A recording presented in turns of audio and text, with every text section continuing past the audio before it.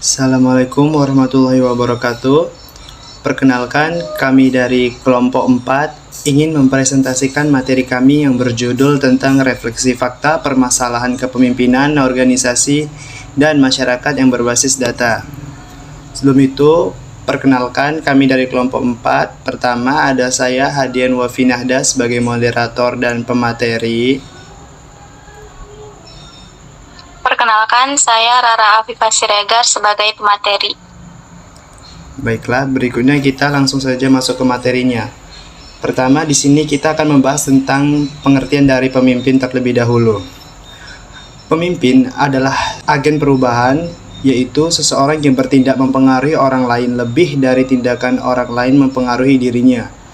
Kepemimpinan terjadi ketika satu anggota kelompok mengubah motivasi atau kompensasi orang lain dalam kelompoknya tersebut. Berikutnya ada organisasi kemasyarakatan. Organisasi kemasyarakatan adalah organisasi yang didirikan dan dibentuk oleh masyarakat secara sukarela berdasarkan kesamaan aspirasi, kehendak, kebutuhan, kepentingan, kegiatan, dan tujuan untuk berpartisipasi dalam pembangunan demi tercapainya tujuan. Nah, berikutnya ada permasalahan kepemimpinan pada organisasi. Permasalahan kepemimpinan pada suatu organisasi adalah permasalahan yang terjadi pada suatu organisasi yang disebabkan oleh berbagai hal. Salah satunya adalah miscommunication pada bawahan ataupun kurangnya informasi pendukung. Berikutnya ada hasil review dari jurnal kami mengenai materi yang kami bahas. Berikut kami lampirkan identitas dari jurnalnya. Judul dari jurnal yang kami ambil adalah Pengaruh Kepemimpinan, Motivasi, Kondisi Kerja, dan Disiplin terhadap Kinerja Pegawai pada Kantor Sekretariat DPRD Kota Sorong. Nah, pada hasil review jurnal kami, yang pertama ada sumber daya manusia yang kurang kompeten dan belum memadai. Nah, pada jurnal tersebut itu disebutkan bahwa penyebab permasalahannya itu adalah salah satunya tadi yang telah saya sebutkan. Nah, keberhasilan suatu instansi itu atau organisasi diukur dari bagaimana kinerja sumber daya manusia dalam pencapaian visi misinya. Ide yang bisa kami kembangkan berdasarkan informasi dari jurnal tersebut adalah bahwa seorang pemimpin itu harus berasal dari sumber daya manusia yang berkualitas, sehingga organisasi yang dipimpinnya akan tertata karena sang pemimpin memiliki cara-cara dalam mengatasi permasalahan. Tetapi sebaliknya, kalau pemimpin tidak berasal dari sumber daya manusia yang baik atau kompeten, maka suatu organisasi yang dipimpinnya akan banyak bermasalah karena kurangnya pengetahuan dan pengalaman yang dimiliki dalam menghadapi setiap permasalahan yang muncul. Yang kedua, ada kurang maksimalnya koordinasi. Berdasarkan informasi dari jurnal tersebut adalah bahwa seorang pemimpin itu harus mampu mengkomunikasikan apa yang ingin disampaikannya melalui berbagai cara, sehingga dan juga para bawahannya harus memberi respon yang baik, sehingga tidak akan terjadi pemahaman yang berbeda dari apa yang disampaikan dan masalah pun bisa tercegah ataupun terselesaikan. Berikutnya ada review dari buku. Berikut adalah identitas buku yang kami tampilkan. Kami mengambil review dari judul buku Kepemimpinan dan Perilaku Organisasi. Dari hasil buku yang kami review, bahwa hal-hal yang menyebabkan permasalahan dalam pemimpin adalah yang pertama, pemimpin kurang memperhatikan kebutuhan bawahan. Pemimpin yang tidak memperhatikan kebawahannya merupakan salah satu masalah yang akan menyebabkan suatu organisasi yang dipimpinnya menjadi bermasalah karena tidak adanya hubungan timbal balik yang diberikan oleh bawahan ataupun pemimpin.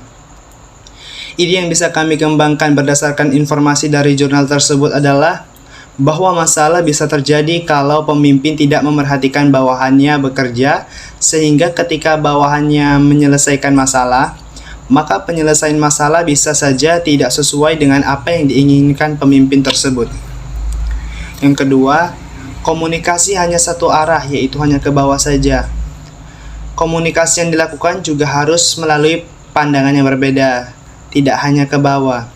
Ide yang bisa kami kembangkan berdasarkan informasi dari buku tersebut adalah bahwa seorang pemimpin yang hanya bisa mengkomunikasikan hanya melalui anggotanya dan tidak memiliki konfirmasi dengan pemimpin lainnya, maka akan timbul masalah, yaitu adanya ketidaksesuaian penyelesaian masalah.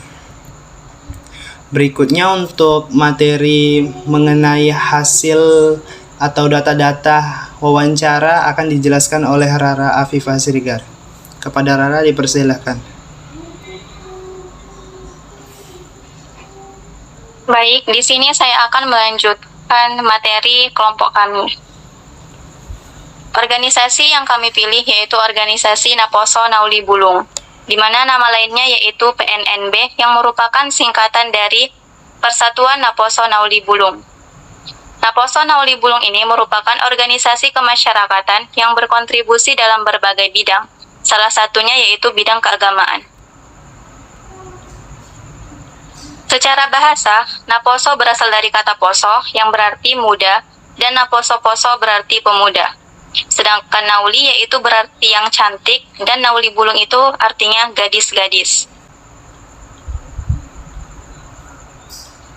Hasil wawancara kami dengan narasumber yang bernama Kak Deni Wardani yang bertugas sebagai Ketua Naposo Nauli Bulung.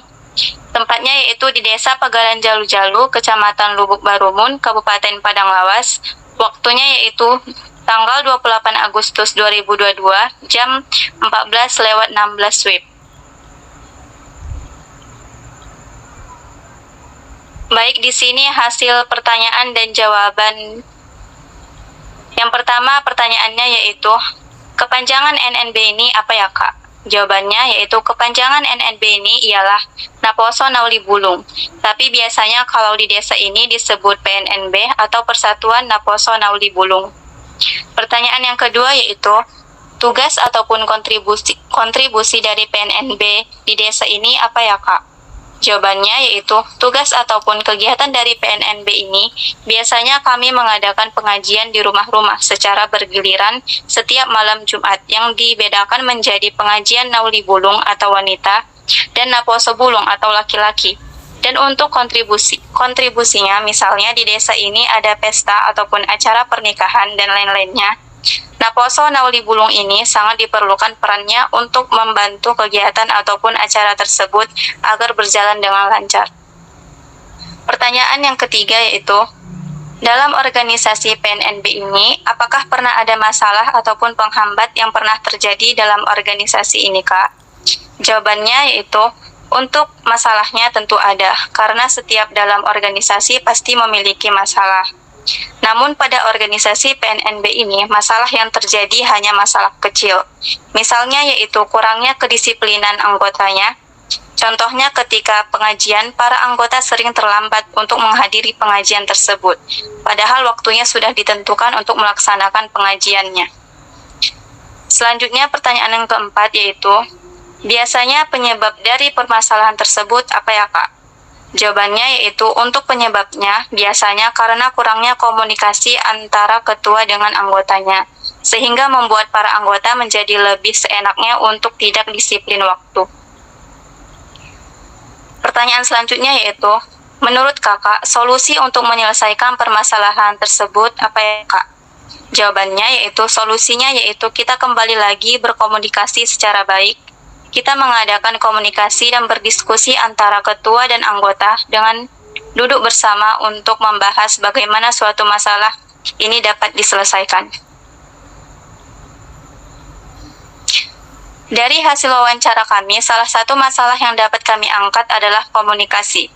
Dan komunikasi ini termasuk dalam masalah intern yang dikarenakan adanya permasalahan melalui kinerja anggota dan gaya kepemimpinan. Yang mana hal ini juga biasanya dialami oleh seluruh organisasi. Masalah komunikasi ini biasanya berupa pesan atau informasi yang tidak bisa ditangkap dengan jelas atau adanya kekeliruan dari pengertiannya. Selanjutnya yaitu penyebab mengapa sering terjadi. Yang pertama, seringkali kegagalan sebuah komunikasi dikarenakan adanya perbedaan sudut pandang antara komunikator atau pemberi dan komunikan atau penerima. Kemudian adanya hubungan yang kurang baik dengan lawan bicara sehingga tidak dapat menempatkan konteks dalam waktu atau suasana yang cocok. Solusi permasalahan. Solusinya yaitu dengan mengkoordinasikan dan memperbaiki apa yang menjadi kesalahpahaman dalam penyampaian informasi, yaitu dengan cara mengumpulkan kembali anggota dan menyampaikan kembali informasi yang diberikan, dan juga saling membuka pikiran dengan berdiskusi dan menemukan solusi terbaik. Baik, terima kasih ya kepada Rara Afifah Siregar yang telah memberikan presentasinya. Dengan informasi tadi, maka berakhirlah hasil presentasi kami tentang permasalahan kepemimpinan dalam organisasi yang berbasis data. Sebelumnya, kami ingin memohon maaf jika ada salah kata atau kekurangan dari kami. Atas perhatiannya, terima kasih. Assalamualaikum warahmatullahi wabarakatuh.